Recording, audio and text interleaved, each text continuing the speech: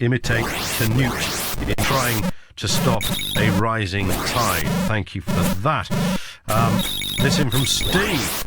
I said at the beginning there's more carbon dioxide in the atmosphere than there has been for the last 800,000 years. Interesting claim, says Steve. It would be interesting to see your cast iron, incontrovertible, scientifically demonstrable evidence. All right, that's the point, mate. Steady on. Proving how much carbon dioxide was on the Earth's atmosphere, say, 500,000 years ago, i.e. 300,000 years before the emergence of Homo sapiens. Could you please prove your claim scientifically?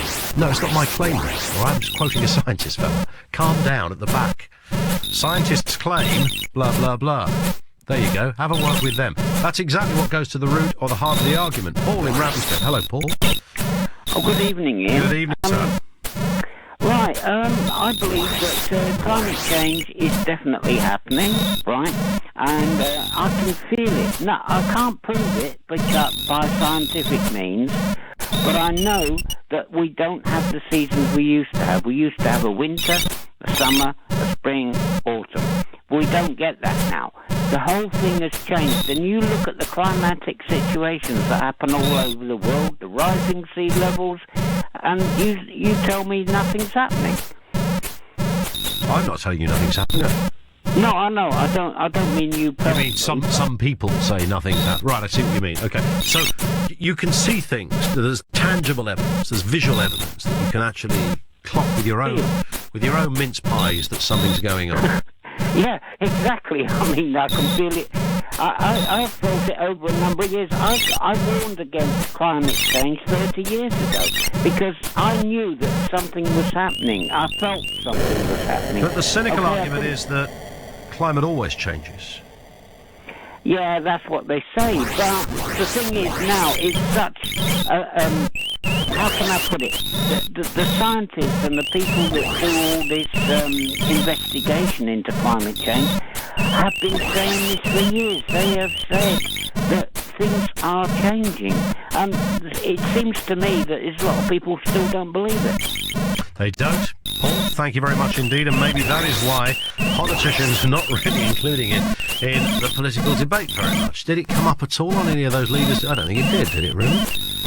There's the obvious stuff. It's very largely domestic issues that people want to know about. One or two issues about foreign policy, but mostly it's about NHS, it's about education, it's about looking after the elderly, it's about where we're going to be in terms of our economic cycle, not our environmental one. Mark's in Luton. Hello, Mark. Hello there, how are you? Hi, I'm very well, yeah. Are you concerned about the environment? Oh my God, totally. I think a lot of people are just completely missing the issue here, really. Everyone's always talking about rainforests being the lungs of the earth and blah, blah, blah. To be honest, 90% of the oxygen that we breathe is produced by phytoplankton. Now, these little organisms are little plants in the ocean, and if you look at some satellite images, you can actually see where they bloom. Now, these little guys need a healthy ocean, healthy seas to be able to survive. Yeah. A lot of carbon dioxide in the air means that the biggest carbon dioxide sinks are actually the oceans. They absorb the carbon dioxide or the carbon. Okay. Which unfortunately turns the sea to acid. All right, okay. Why is nobody talking about this then, Mark? It's all fascinating stuff, by the way. I'm not talking over you to cut your information short, but I'm intrigued why you're telling me this, but politicians aren't. Because I think they choose to ignore it. Yeah, but why would they ignore something that is so catastrophic? Because they're too busy thinking about industry. They're producing carbon dioxide. So they're looking after the now, not the future. Yes. Okay. Mark, we have to leave it there. Partly if your telephone line sounds as if somebody is carrying out Morse code every time you speak. Maybe it's the authorities who are tapping in because of your kind of approach to climate change. They don't like what you're saying, Mark. And they're winkling you out from the system. Peter is in West Hampstead. Hello, Peter.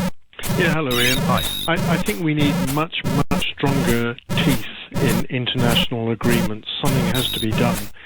But I think one of the big problems is the oil industry does have fantastic authority and has fantastic sway.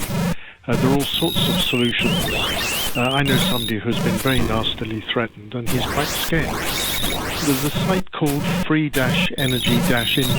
I don't know if free-energy is either .com or one of the two.